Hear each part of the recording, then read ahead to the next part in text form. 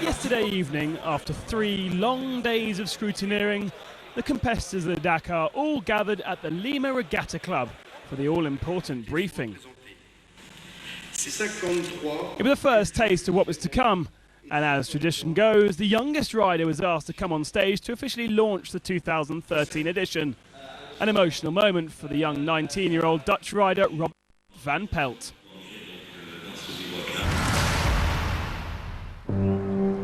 For this 35th edition of the Dakar, 449 vehicles were authorised to start. 183 motorbikes, 38 quads, 153 cars, and 75 of the big boys, the trucks. Only one car failed to go through the technical checks, the Polaris of Mexican Oscar Fernandez.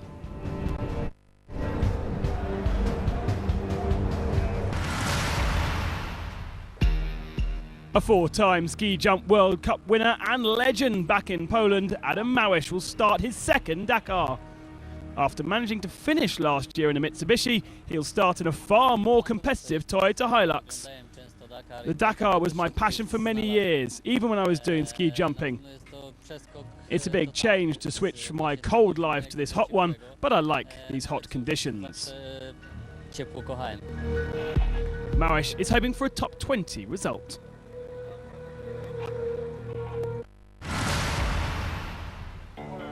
With Jan Lammers, Alex Caffi will be the other ex-Formula 1 driver present on the Dakar. Like Lammers, the Italian will be back in the truck class after first competing in a Fiat Panda last year. From Formula 1 to this one, there's many things in between, you know, and I love to make experience with every kind of race, every kind of car or truck in this case. It's good to see that other people and drivers like Formula 1 or other kind, Mickey Biasion also is here, Carlos Sainz. I mean, it's good to have a big name in a big race, in one of the big and famous races.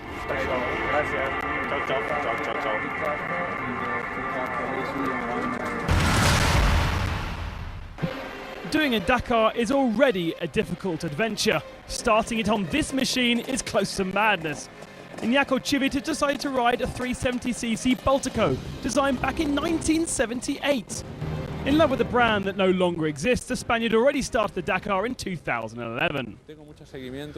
I'm followed everywhere in the world by fans of this brand, not necessarily people who know me, but actually who know the bike. I have to finish the Dakar at least once, and after that I'll be delighted to do it on a modern bike. Do you think you'll be in Santiago? Yes? On a Baltico. Espero que sí.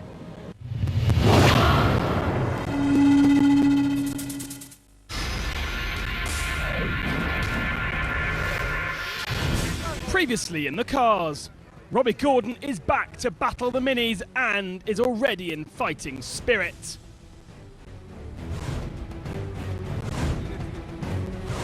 When we put our helmets on, we don't like any of them. The king of the Dakar is not impressed.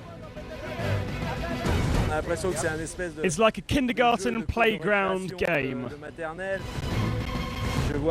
As for a rival until the end of the rally, I think De Villiers will be strong. It's good that obviously that people think that way. For sure we will be a lot closer. But just how close can De Villiers get? And what about the buggies? Find out over the next 14 days.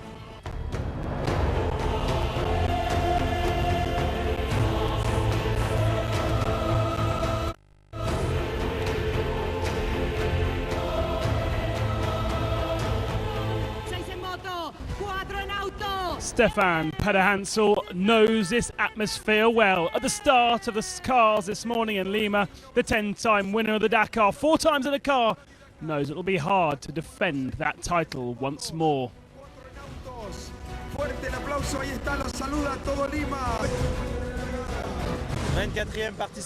my 24th go at this. It's become a real lot. We're ready.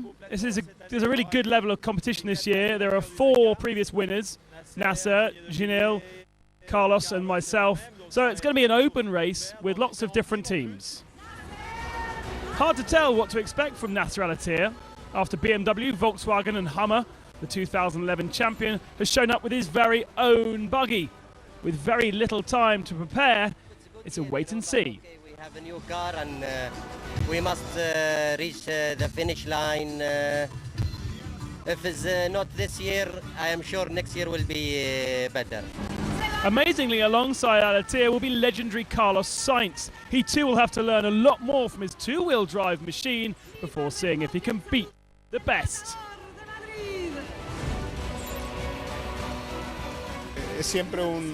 It's always a new challenge to start with a new car, and such a different car as well. It's a new car, a new team, and I am ready. Stefan Pederhansel admits that the man he's most worried about is Giniel de Villiers. After a first promising experience last year in his Toyota Hilux, the South African has what it takes to win his second Dakar after his 2009 result. Very excited to be at the start of the Dakar. Another year, another Dakar.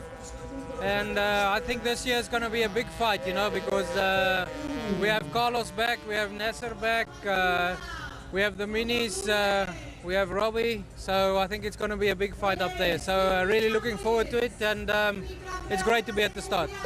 He's back, he's hungry. Robbie Gordon is on the Dakar to win. Feel good. I feel good. I feel like we're well prepared and well focused. So, now we just got to capitalize and move forward. And now it's podium time. Always a show with the Orange Beast.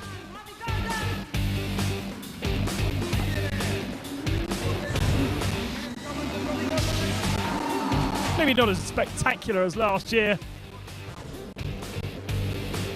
Lanny Roma next up. He is Mini's other asset. He finished second last year and would love to win his second Dakar after triumphing on a bike all the way back in 2008. I want to do the best Dakar I can, but it's going to be hard. This Dakar is very hard. It's long, it'll be hard from the start, but I'll try to do my best. Also a contender in the white Mini is Krzysztof Holowczyk. Winner of the Polish Baja this year. He always said that this 2013 edition was his best chance. Orlando Terranova from Argentina, very fast, not necessarily consistent, and he'll drive a BMW X3. Just 3 left of those machines designed by the team X-Raid.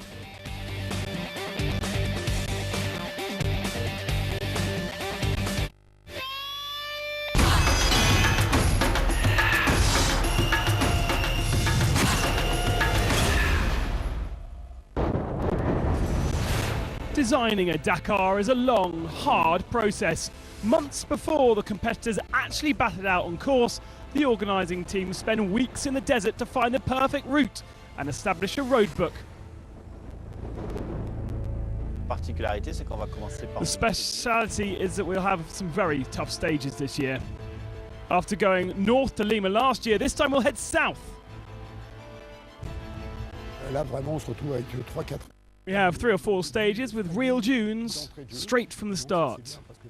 It's good for the excitement of the rally with gaps, hopefully, as soon as we begin.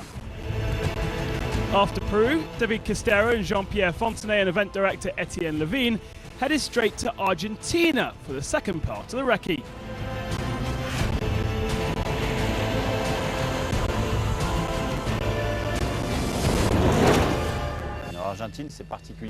Argentina is really special this year. It's the heart of the rally.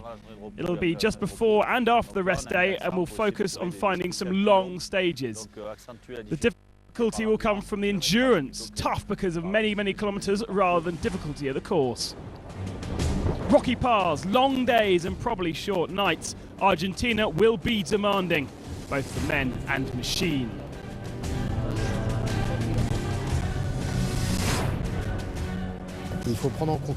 You also have to take into account that it'll be very hot in January. On the Argentinian side, you don't have the influence of the Pacific. We're on the other side of the Andes. The Atlantic coast is far away, so the heat is really, really intense at the bottom of the Andes range. Intense quand on longe cette cordillère. Donc in Salta, Tucumán, Fiambala, all the stages in Argentina will be very, very hot. Still in the heat, the Dakar will be far from over after the rest day, with the possibility of some of the toughest stages designed ever in Chile.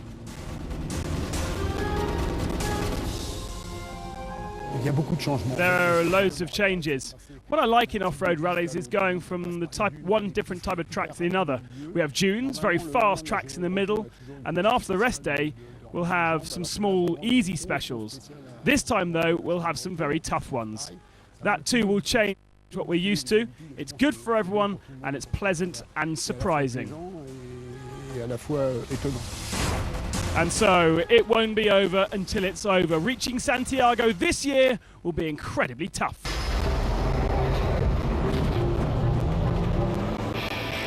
After the bikes, quads and cars, the Dakar fans in Lima welcome the 75 trucks of the rally, a record number on the Dakar.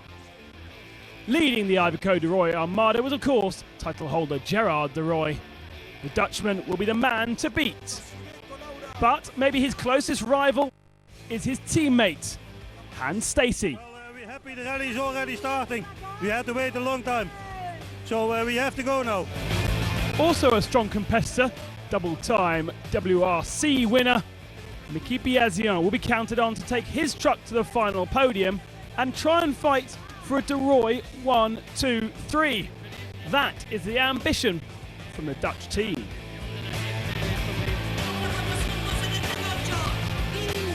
You can be sure that Kamaz will not be content with a similar result to last year's. The team has won 10 Dakar rallies in all, but none of the drivers have managed it so far.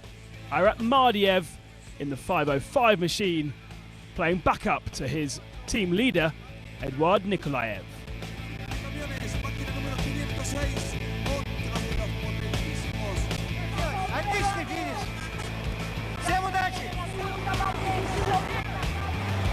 Not many were expecting to see Arthur Victus on the podium last year, and he could also be a man to watch out for.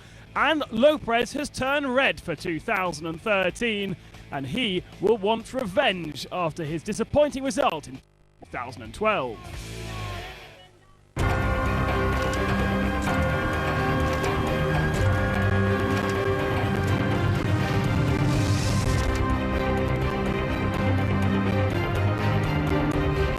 It isn't my world.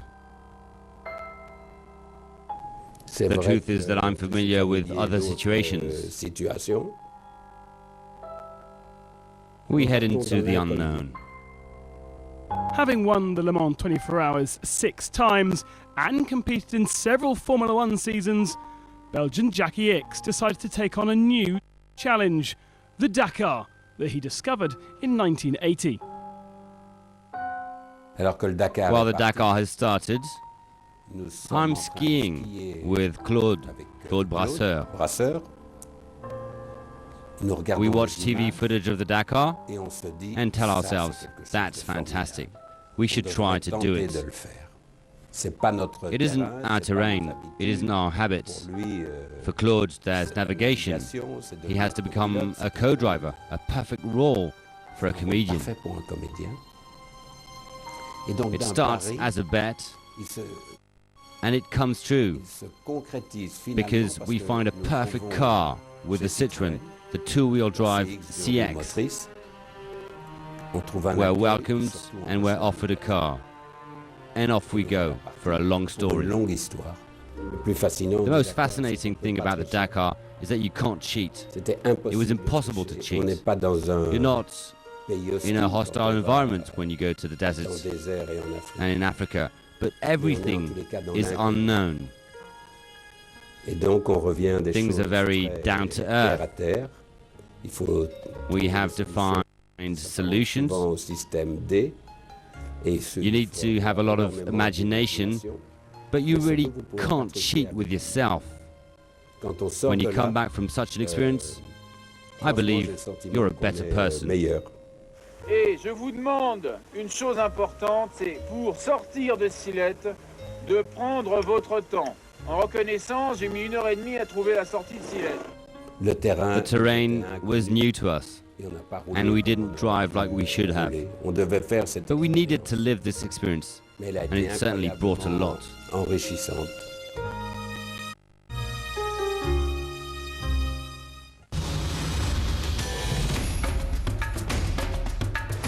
Tomorrow is the first real stage of the 2013 rally, 242 kilometres in heavy dunes around the Pisco bivouac.